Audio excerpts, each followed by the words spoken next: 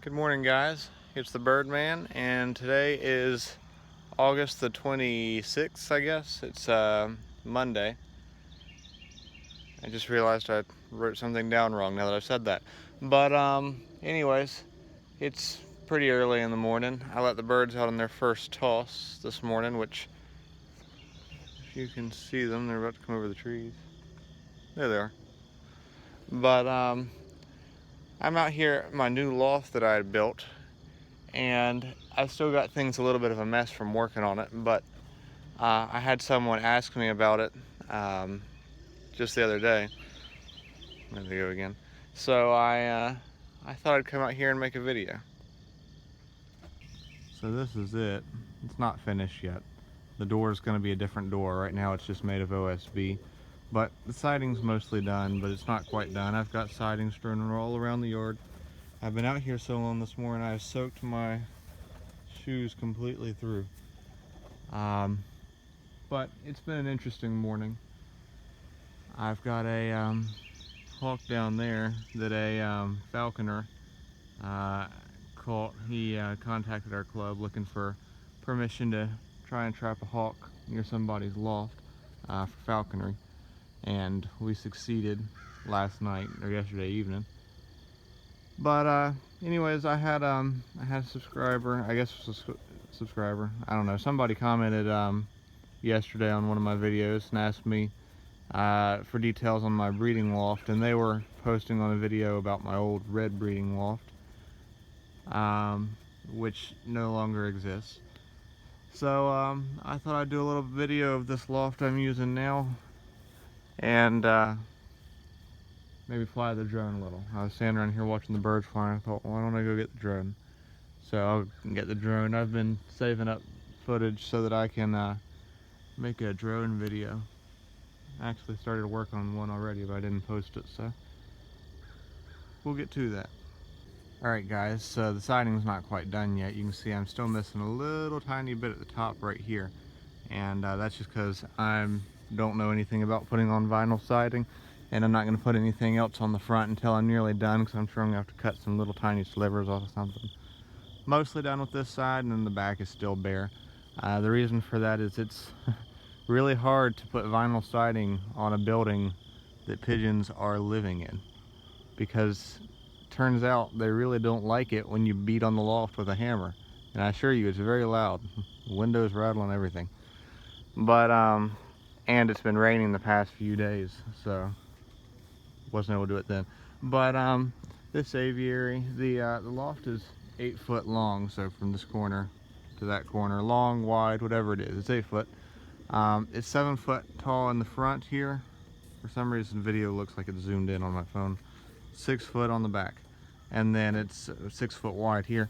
My latch is not working quite right now that I've put on the siding and everything. I'm probably not going to keep this latch. I'm probably going to put something fancier on here. I'm thinking the door, I want it to look like boards, but I'm probably going to make it white like this. I was thinking 1-bys, you know, frame it with 1-bys, and then have them coming up and down vertically in the middle, maybe 1x4s or something. Or maybe I can find something even skinnier than an inch, but, you know, and then paint that white. I haven't decided yet. But in here, let me turn on the light. I've got box perches in here. It's pretty bare in here. I'm not quite done yet, and I've got a few ideas about how I want to finish it, but I haven't completely settled. So that dropper right there,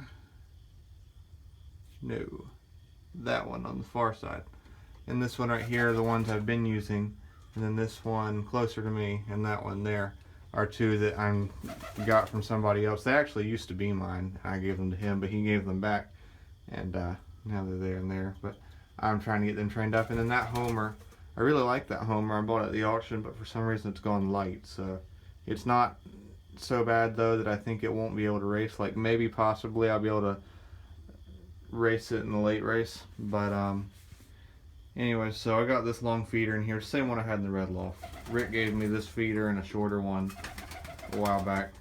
I've got this water that another friend in the club gave me, which has less water in it than I expected it to. Unfortunately it cracked and I had to tape it up, so I'm gonna have to get a new one now. I like it much better than the jug. I don't remember exactly how much that is. I think it's like 3 gallons, which is a lot more water than I was able to put out with a few milk jugs with holes cut in them. Here's the trap, which I wanted to do bobs on the windows, and maybe one day I still will, but I couldn't make any the same way I was doing it before, and it turns out they're kind of pricey. Not like really expensive, but I just didn't want to spend the money at the time. So I made this. They just drop straight through the holes, and they can't fly up out of them. So, I mean, it's a pretty, I don't remember what the style trap is called, but it's pretty standard, pretty common. So, but got windows in here, so I can just open them up. Which that pigeon wants me to do and let them out, but I've been letting the birds out through this window, and then they're coming back in through that one, which I can close as well. But, and then I've got that window just open just a smidge. It's got a screen on there. I really wasn't sure if they were going to bust through the screen, but I just left the window open a little bit so they hopefully won't like fly straight into it. But we'll see what happens. And then I don't remember what this roof material I used was called. It's just something I got at Lowe's.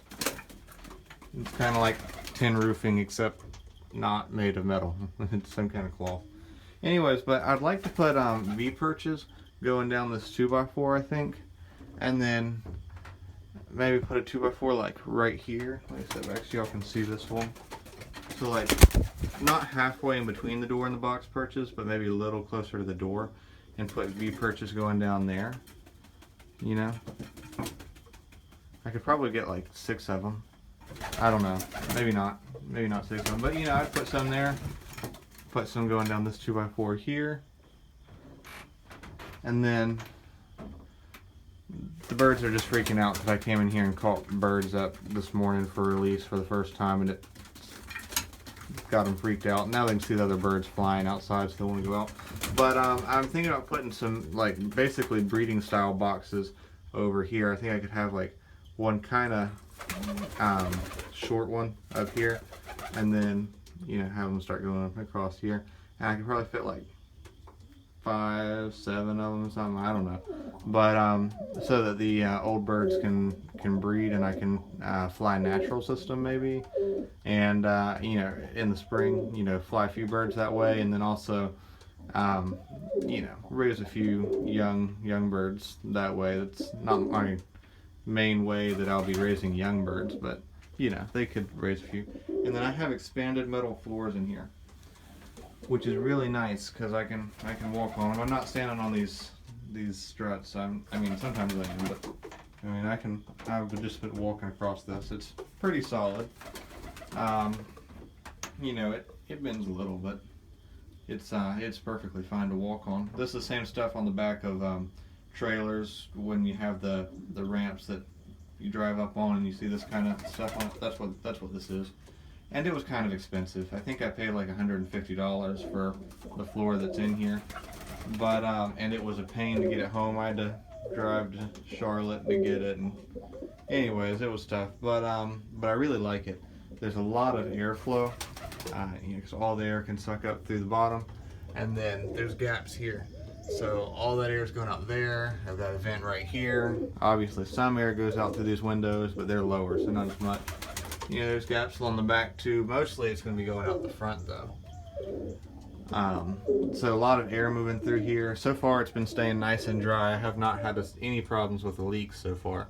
And I only just started putting siding on it a few days ago. It's been in just having paper on it. And I think I might hear pigeons starting to land, so I go need to deal with them.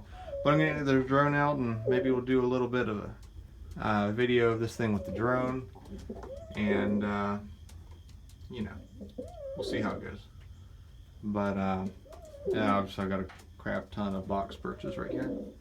So, and I don't remember how big they are. They might be 8 by 8. They might be 10 by 10. I honestly can't even remember. They might be 8 by 10. They might not be square. They look square. I think they're square, but they might be taller. I'm not sure. Anyways, I don't remember exactly what they are. But I use ply, the really, not Luan ply, which is what I use in my baskets, but the next size up of really skinny plywood is what I use for the boards.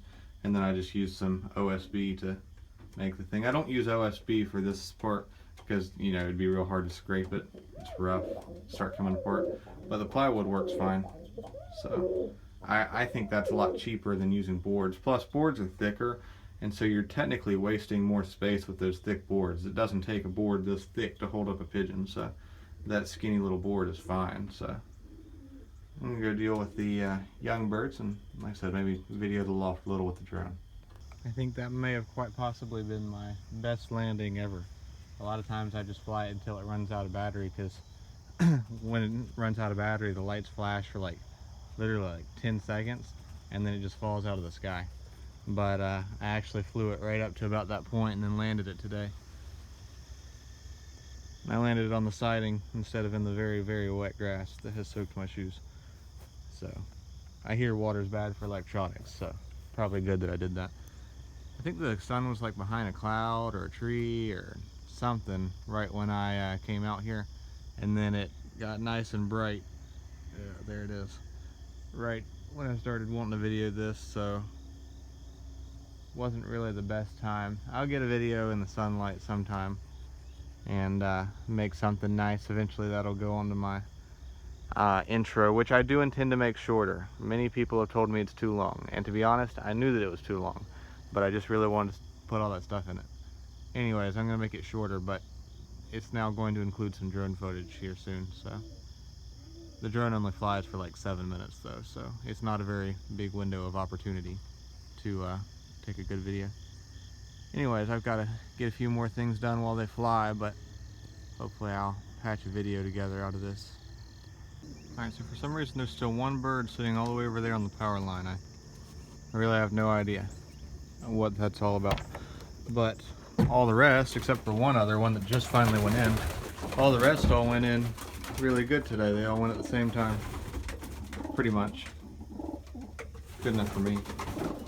But there's that skinny one. You can tell it doesn't look as good. That, I tell you, that was a really beautiful bird before it went light. I mean, not that it's, for those that aren't pigeon people, beautiful and ugly are not meant to mean the same thing as in pigeons. As like you look at a girl and you're like, you know, that girl's beautiful, or hopefully you wouldn't do this, but you look at some other girl or guy or whatever and you go, oh man, they're ugly. Well, I mean, hopefully you wouldn't do that, but it's not the same thing with pigeons. Beautiful and ugly just kind of mean more like really nice form. Like, let me see if I can find an example. They've all been flying. They're all kind of tired. Some of them eating, so none of them are looking too spectacular at the moment. They're all molting, but that one right there has pretty good looking form at the moment. You can tell it's not skinny. It's not ruffled up. It's well, its right wing is kind of drooped, but normally the wings would be above the tail like that one. That one's, the left wing is, the right one is just kind of caught on its tail. I don't know. That white pigeon, this white pigeon right here has been doing really good for me.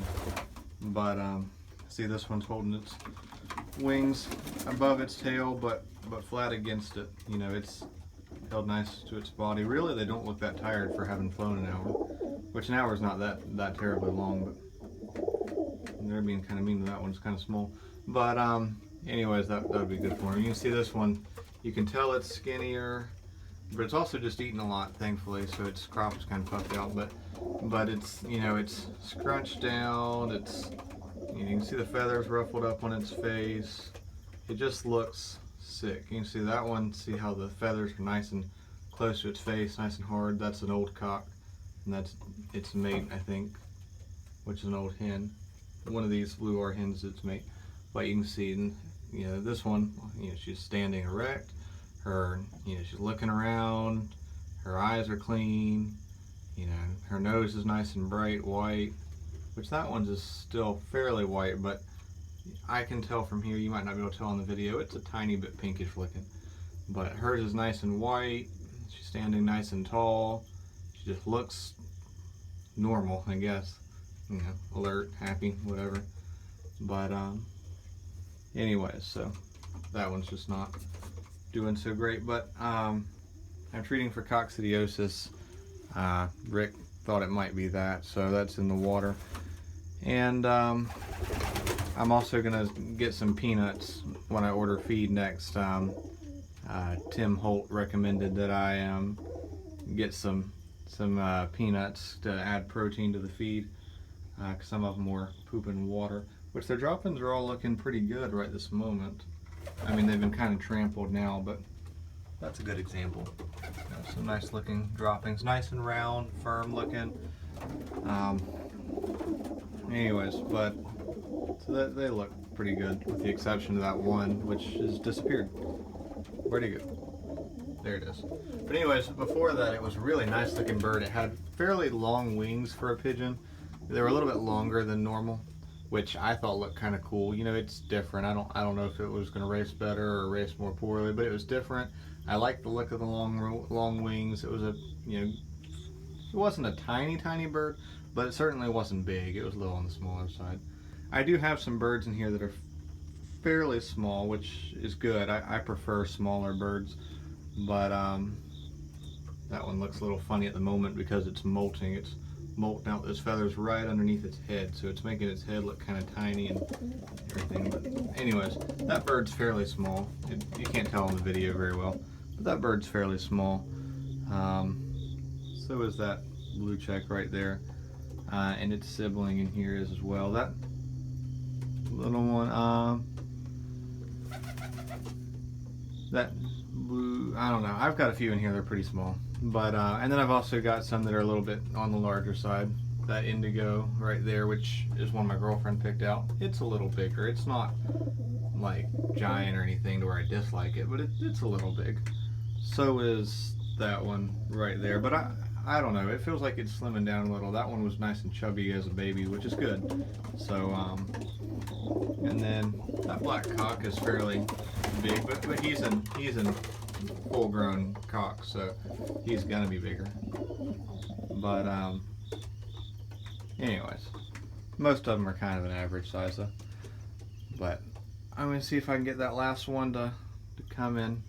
And the falconer that set that trap is on his way to get this hawk, so as long as he gives me permission to, and I suspect he will, I'll do a video of that. And I don't know if it'll go on the end of this or if I may make a different video for it.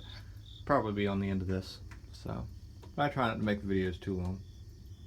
So go. Yep. All right. So this is Aaron. He's the falconer who caught the Cooper's hawk for me, which is a win-win because it will not be hunting my birds anymore. It already killed one, maybe. It's been a week. I don't really know if this is the same one, but there's a good chance of it. And a week, huh? yeah, it's been a week. But Aaron is here to legally solve my problem, and then he gets a hawk to hunt with out of it. So, and this is a goshawk trap that he built, and this is the first hawk he's caught in it. And we've got this painter's blanket thrown over it to keep it dark for the hawk. Yeah, hawks are, well, like all birds, you get put them in a dark situation and there's really not much they can do. You know, it's kind of like throwing a tarp over a parrot's cage or a parakeet. They shut up as soon as you do it. Mm-hmm. Which is what the little headgear over there is for. What are those things called again? I don't remember. Those are hoods. Hoods, yeah, that's just right. Simply called hoods. Hoods. That is a really original name right there. Yeah. I don't know how they came up with it. Now this thing's bungee cord on both sides, but not as much on this back side. Do you want me to undo it for you? I'm good. I'm good. Okay.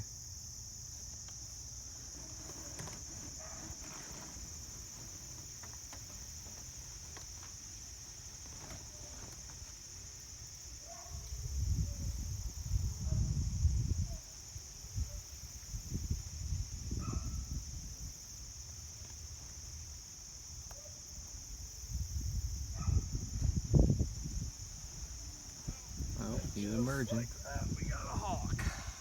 Look at that. So the seer. Yeah. Now I realize I'm used to talking to people who don't know anything about birds. But I do. So yeah. So roll with it. The skin around the beak, the seer. Yeah. A little scratched up from being in this, but part of it was him trying to get this thing before I picked the thing up. Yeah. I was watching him, and he was even this morning he was dancing around on top of it, shoving his head into. So that really may not even be from trying to get out. It may be from trying to get that pigeon. Might be it's hungry. very superficial. Yeah, I was able to, since there was that hole in the painter's blanket, I was able to look at it better this morning and could tell it wasn't anything to worry about. So the hoods, they, as a falconer, you got to do everything with one hand. Yeah, that's why they make them so where you can use your teeth. Yeah. So or by they, you probably mean you. Did you make that one yourself? No, I leave it to professionals to do it. There's a guy in Canada named Ken Hook who makes hoods, and he is a master hood maker. Well, it looks pretty good. He's better, you know, he's been doing it for a long time, and he's better than I'll ever be at it. So I think this is a female, man, honestly. Yeah, I was going to ask you what you could tell us about this one specifically. You said the brown ones are the younger ones, right? And they turn gray when they're after the first molt. Yeah, they gradually turn like this really pretty blue-gray. Yeah. And I've done stuff showing molts on here before, so I've been able to show it, because the pigeons do the same thing this time of year. You know, the pigeon goes through its first molt, it may change color a little bit. Sometimes halfway through they kind of look like a checkerboard of dark and light feathers. Right, yeah. So it'll be a gradual change to that really pretty blue-gray, and they get red eyes, which is... Oh, really? And this ones were yellow, right? Yeah, yeah. So this is definitely a young bird. As a falconer, you can only legally work with, so you could trap a bird and it could be an adult and you just let it go, right? Yeah. But if it's a bird that you're going to keep, it can only be what we call a passage bird. Mm-hmm. Passage birds are first-year birds. Yes. So this bird was born in the spring. Yeah. So it's been out, it's been fledged, flying around on its own, hunting, killing pigeons. If it's the same one, it is already proven it is effective pigeon killer. Right. Well, if it's alive at this point, it's been killing. Oh yeah, no, it's definitely eating. Yeah. Is it skinny or does it feel good? No, it's healthy. Good. It's also got food in its crop right now. Oh really? That right there, yeah, I can feel it's eating something. Well, that's something that it was trying, because it really was trying. It was trying really hard to get that pigeon. I'm surprised that it's doing that if it's got food in its crop. Yeah, Cooper's hawks are some of the more primitive hawks. They have what a lot of people call a lizard brain, and they know just a few things. So it's got flat fly on it. Do you get flat flies on pigeons? You can. I've not had any. The only thing I really ever have to deal with is just feather mites. Okay, yeah, flat fly just flew out of it. That's nice. Lizard brains so they know fear and they know hunger, and that's really it. Huh. So they're very simple-minded birds. So they can be training it for falconry, that can work to your advantage, or it can be detriment because there's not much to them. So on one hand, you can really figure out how their mind works. On the other hand, there's not much wiggle room there. I got you. It's a good-looking bird, though. And the only taking the passenger birds, that applies to the red tails too, doesn't it? Mm-hmm. Any bird of prey. Oh, is it all of them? Yeah. The only exceptions that the laws have is great horned owls and kestrels, because they are very difficult to tell the sex based on the feathers. Yeah. Now, great horned owls almost always look about the same. As soon as they fledge the nest, an 8-month, 9-month-old great horned owl looks like a 8-year-old great horned owl. Kestrels, there's some very minute differences. Yeah. And falconers can tell the difference between a passage kestrel and an adult kestrel, but the laws let you trap anything. And any falconer I know, if they got a kestrel and they decided they were gonna try and work with it, if they thought it was an adult, they would let it go, because the adult birds get a very concrete mentality, and they can't. Hard to teach an old dog new tricks. Exactly. It's just about impossible to teach an old bird to work with you in falconry, because they figure out their niche in life. Like a bird like this, if you never bothered it and you just let it kill pigeons, that would be its life forever. It would Yeah. it would figure out how to kill pigeons. It would do it well, and it would live off pigeons for the rest of its life. So that's why it works really well if pigeon fanciers need a falconer. If you're having trouble with hawks, reach out to your local falconry club. Yeah, and I've talked to Cindy, the vice president. Cindy Bernhardt. Yep. Yeah. Yeah, I've got her number. She's invited me to a couple of falconry meets, and I would have liked to have gone to them, but I just, for one reason or another, hadn't worked out. I'd like to do this eventually, but I don't have the time or the money for it at the moment. Yeah, it's definitely, you're wise to know that it's a commitment of time and money. Oh yeah, I mean, you've got to have that thing out basically every day, right? Yeah, you have to work with it every day. I mean, it's a little more accessible than people might think. You know, you can be successful if you have 2 days a week to do it, to hunt your bird. But you do have to have time to work with your bird every day in some way, shape, or form. Well, yeah, no, that's what I was. Yeah, but a lot of people think that in order to be a falconer, you have to, you know, have, you know, free time every day to fly your bird and hunt with it. You don't have to do that to be successful. Now, Cooper's hawks, this is an advanced species. This is something that a beginner would never want to work with. Yeah. And you do need a little more time to work with them. So I'm gonna. And this will be your first one, won't it? Yeah, this will be my first Cooper's hawk. I'm definitely going to give this a try. And the good thing is about falconry birds, wild birds. Oh yeah, I can see the bugs going in and out of its feathers all over its face. I feel one. I hate those flat flies. They're like a tick with wings. Well, at least I'm sure you're gonna do something to get rid of them. Oh yeah, so. I'm gonna dust it, kill those flat flies. Even if it didn't work out, and I had this bird for 3-4 weeks and it got tamed down, all you got to do with a falconry bird, a passage bird, is feed it a nice meal, let it go, and you know, 24 hours later it'll forget you ever existed and it'll go back to doing what it's doing. But lucky for you, it's going to be, regardless of what happens, it's going to be, there's no way it's going to come back here based on how far away I'm taking it. Yeah. As a crow flies, it's probably about 50 miles. Yeah. And I've got a little bit of an understanding of it since I deal with the pigeons, the commitment I have to make sure. And the pigeons are a touch smaller than the Cooper's hawk, and I've got to make sure they're the right weight and they're, you know, in practice and know what they need to do. But the pigeons, they have no desire to be anywhere other than here. I'm going to be taking, at the end of this season, which is only going to be in a couple months from now, I'm going to be letting them, not me personally, but they'll be being let go 250 miles away in Georgia, and they're still going to come back here. If you lose that hawk, if you lose that hawk somewhere, it's not going to be waiting for you at home when you get there. Exactly, yeah. That's why we use radio telemetry for hawks. The ones. Is it just where you point an antenna, or do you actually have a real-time GPS for it? You can buy GPS. That's very expensive. Oh, I've looked into it. Yeah, yeah. I don't do the GPS. It's not necessary for most birds that we have in North Carolina. Now, those guys out west who fly falcons, peregrine falcons, gyr falcons. I mean, to them, 25 miles over the ridge is nothing. To us, that might be like a 3-hour drive. So that GPS is really important because, you know, you could drive over there.